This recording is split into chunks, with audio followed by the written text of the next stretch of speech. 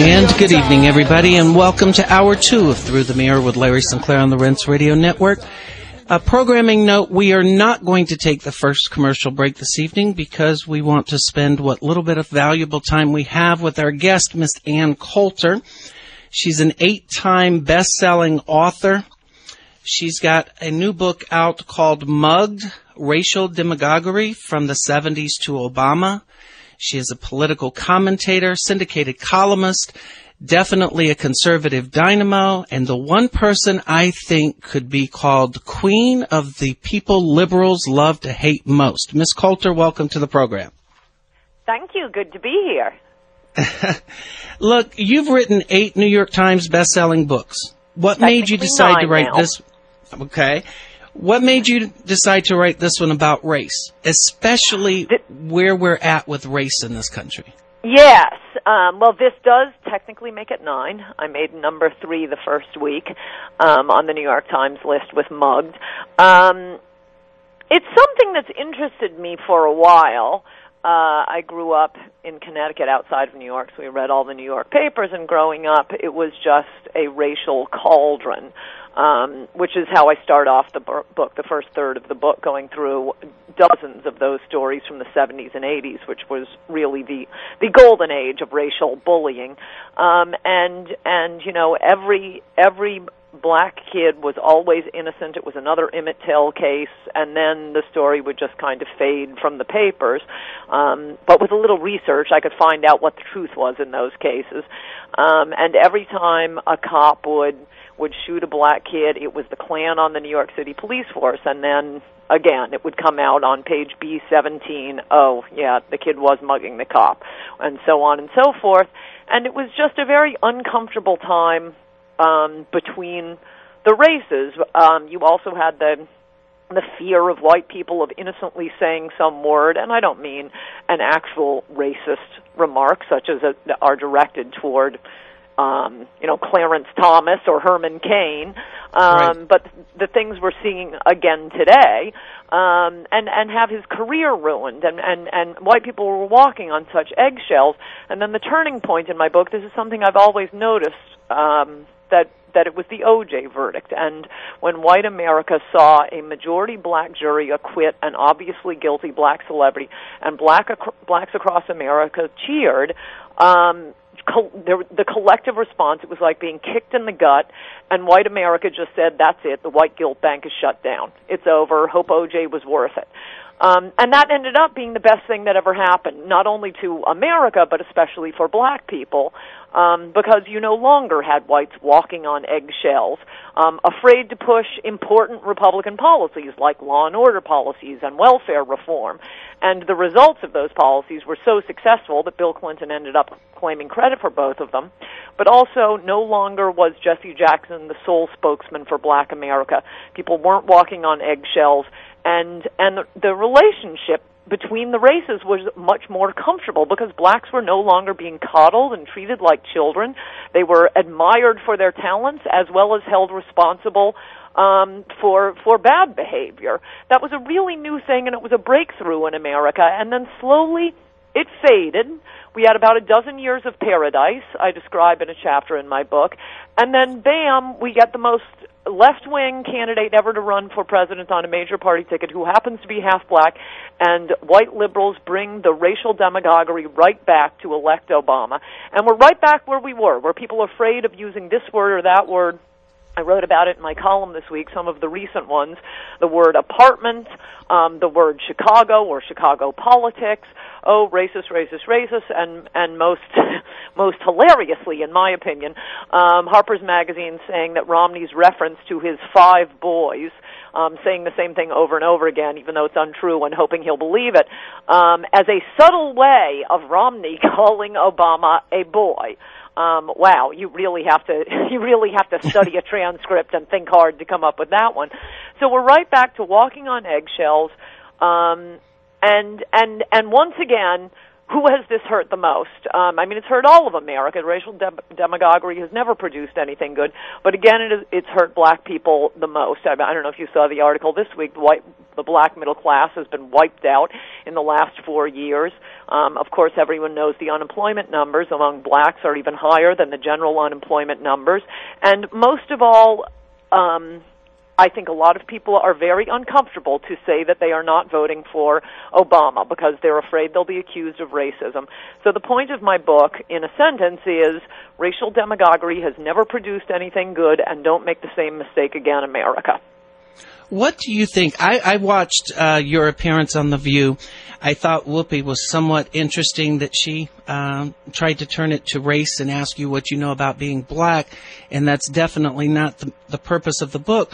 But didn't we have Eric Holder stand before this nation and say that we were a nation of cowards because we were unwilling to have this conversation about race?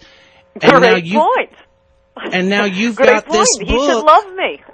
Exactly. It's like you've got the Attorney General saying that we're a nation of cowards because we don't want to have the conversation. Then you write a book that points out how the left continues to use race to win political favors, and yet you're the person that's being racist. It doesn't make sense to me. Yes, well, that was a rare response to my book. By and large, the mainstream media, since they are the main targets of my book, is pretending this book simply does not exist, which has been very frustrating. But word is getting out. Thomas Sowell reviewed it this weekend. I did an interview with Rush Limbaugh for the Limbaugh Letter, so I think in our own alternative media the word will get out. And I do think it's not only a fun book to read, but an interesting book and an important book at this moment in particular.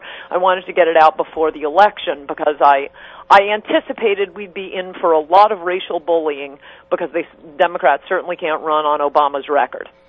Well, that brings me, I've got Kevin DeJean. He's been guest hosting for me. He's on the line, and I know he's got a couple of questions to ask you, and he's actually sat and seen some of this racial bullying, especially in the Chicago area.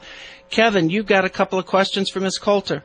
Hi, Ann. Thanks for being on. I'm a gay conservative living in Chicago, so I see this stuff really at ground zero here, where the demagoguery is completely rampant. But the question I get asked a lot is, who is really driving this demagoguery? Can you list a couple people who really specifically are behind this nationwide?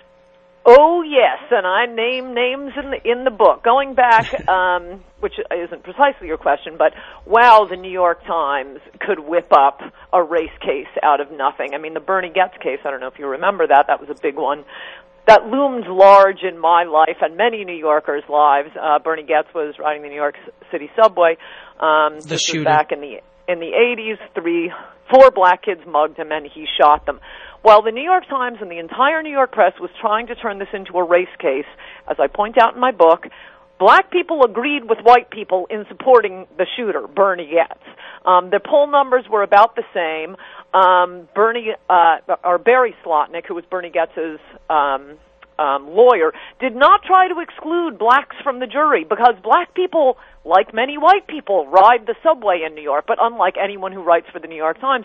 And the contrast between what black people were saying about the case versus what New York Times op-ed writers were saying is stunning. I mean, it is white liberals, and you see the same thing today. I would say, especially, and I have many examples of this. Is the entire primetime lineup at MSNBC, white liberals who employ no black people, have no black neighbors, move heaven and earth to make sure their kids do not go to school with a black child.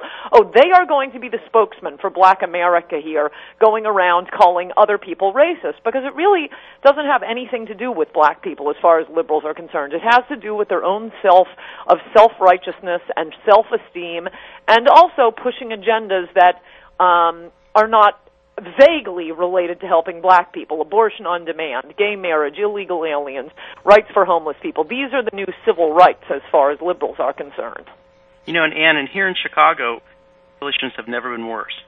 I was a Democrat until 2008, and I supported Hillary Clinton, and after that I left the party because of just the evilness and the Alinsky methods that were aimed at people here in Chicago that were Hillary supporters, it was absolutely brutal. And now in the aftermath of Obama being in office for 4 years, people who used to be friends before the Obama presidency, black people and white people who got along and worked together on things, now people won't speak to each other. He really has poisoned race relations. Do you see this? And then do you also see that the Obama election campaign and what will happen when Romney wins, do you see this as being another horror story for race relations in the country? Not really. I mean, the media is trying to fuel black rage the same way they did, and I have a chapter on this in my book, with the Rodney King tape. KTLA in LA edited 12 seconds out of that tape showing Rodney King rising up and charging at one of the officers. They helpfully edited that 12 seconds out, and everyone who's seen the full tape, including the jurors who saw it, said that completely changes our perspective. I mean, that was only a small bit of what the officers had been through with Rodney King that night. It was not as well known that he had 2 black passengers in his car that night when they were asked to exit the car. All of them were asked to exit the car. Those 2 exited, followed directions. They went home unharmed that night. Rodney King got out, was acting like a lunatic. They tried the stun gun on him twice. It had no effect. 4 officers tried to hold him down. They were trying to make sure no one got killed that night, including Rodney King. He tossed the 4 of them off him like they were rag dolls. They were sure, and his 2 passengers, by the way, also believed and testified in court that they thought Rodney King was on angel dust. None of that worked, and that was when they started with the batons. But by KTLA editing that section out, 12 seconds doesn't seem like much time, but look, NBC edited less out of George Zimmerman's call to Trayvon Martin. KTLA station in LA, and that was the tape that was played over and over again on TV. They just poured fuel on ghetto rage, and the media is trying to do the same thing right now by acting as if, well, of course, Obama is a shoo-in. Only white racism could explain why this wonderful president wouldn't win re-election. But liberals have threatened black riots before. I love having white liberals threatening, hey, this big black guy behind me, he's going to fight you. But we really haven't seen much of that. I don't think there will be a lot of anger because you can't fool black people. They know that the economy is not doing well. They know that their unemployment rate is high. The same with other Americans, though the black unemployment rate is higher. So I don't think there is going to be the black riots that liberals helpfully hint at. And in fact, I think there are a lot more black people who are either not going to vote or may even be voting for Romney than would ever tell their friends and neighbors or certainly some random pollster. Well, Ann, look, I'm going to pick up on that one, and I'm going to ask you something. I'm going to go back to the MSNBC comment, because let's face it, MSNBC is probably one of the most vocal, quote-unquote, media outlets that tends to throw the race card around. And in your book, you point out that MSNBC's Chris Matthews actually sent his kids to all-white private schools. Yes, and lives right next to a majority black city, Washington, D.C., but he lives in lily-white Chevy Chase. And sends his kids to lily-white private schools. And I included a URL. It caught my eye a year or so ago in a New York Times wedding announcement of Chris Matthews' son, and you can see the entire church. Looks like a lovely wedding, about 100 people in attendance, and there is not a black face there. Now, I don't think you have to be friends with people of a particular race or hire people of a particular race for the good of society, but if you're going to go around being a bean counter of how many black faces there are at this and that Republican gathering, or this or that Tea Party, you better have your own house in order. A Republican would, on the facts of Chris Matthews' life, a Republican would be convicted of racism in 5 minutes. All right. You know, how has MSNBC actually perpetuated this? Because you've got Al Sharpton now, who is on prime time. That's something new. They finally were embarrassed. As long as they're going to be the Got Racism station, they finally put a black host on, and of all black hosts to pick, I've commented about this book. I didn't realize really until I finished writing it. Al Sharpton has many cameo appearances in this book. I'd forgotten all the things he had been involved in. And I think Al Sharpton may be the only black person who won't like this book. Even Jesse Jackson comes off pretty well compared to Obama, white liberals, and certainly Al Sharpton. Of all the black people you could give a show to, Al Sharpton is the one MSNBC picks. And Al Sharpton used that show to dredge up racial unrest here in Central Florida with the Trayvon Martin shooting, and you actually had some in the black community here in Sanford that absolutely was disgusted by Al Sharpton's tactics. Yes, and I would also note, I mean, this is I think still the lingering good effects of the O.J. verdict and the discomfort between the races going away, and blacks no longer being constantly told by liberals that they could do anything. I mean, it's a related phenomenon to the self-esteem movement, and everybody gets an A and everybody gets a trophy. For 30 years, no matter what black people did, they would be excused up to and including O.J. cutting off his ex-wife's head, or nearly cutting it off, and killing Ron Goldman. And once America got a gander at what liberals had done to black people, to many black people, infantilizing them, and said, no, that's it. These are our fellow Americans. These are adults. It turns out that black people made wonderful co-citizens. And I noticed that with the Trayvon Martin case. Trayvon Martin's parents were absolutely dignified in all of their interviews, and their son died, and they were not being bullying about it. They were not demagoguing. They wanted an investigation. They want a trial. Okay, the facts may or may not support what MSNBC is claiming happened. It may support or may not support what George Zimmerman said happened. It was white liberals on MSNBC who were being absolutely reckless in their charges against George Zimmerman without any of the facts. And just like those cases from the 70s and 80s, what happened as more facts started to come out, and we saw actual photos of the back of George Zimmerman's head, and we heard the actual 911 call and not the one edited by NBC, suddenly the story just disappeared.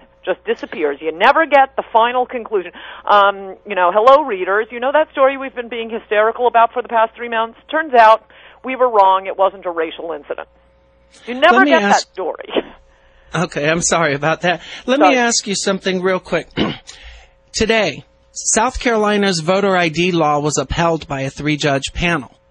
But it was put off because they say it can't actually be implemented within the time frame of November 6th election. Do you think that white guilt has been used up at this point? Do you think that we're going to get to a point where people understand if you have to present a photo ID to pick up a prescription or see a doctor, you should have to present one? This isn't about being racist. This isn't about holding people out of the voting booth based on skin color or anything. It's about preserving the dignity of our elections, is it not? Yes, this is a perfect example of liberals using blacks to achieve ends having nothing to do with black people, probably not even supported by most black people, like abortion on demand and homeless rights and gay marriage, all of which they call civil rights causes. They pretended to care about, liberal Democrats, that is, pretended to care about blacks for about 5 minutes and then instantly dropped them. Okay, look at the voter fraud issue. Liberals are willing to slander black people by making the argument blacks are too stupid to get a photo ID in order to achieve the greater end of something having nothing to do with blacks, but something Democrats love, which is vote fraud. The Democratic Party is famous for engaging in vote fraud, in particular in Chicago, by the way. In the 2008 election, John Fund has just written a book about this.